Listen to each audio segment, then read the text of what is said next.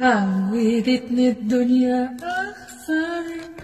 أخسر وأما أحب حاجة وابتسمني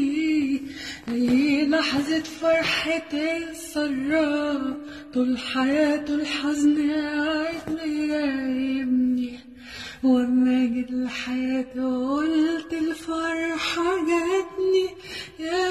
أخيرا عندي حلم خلاص بيكمل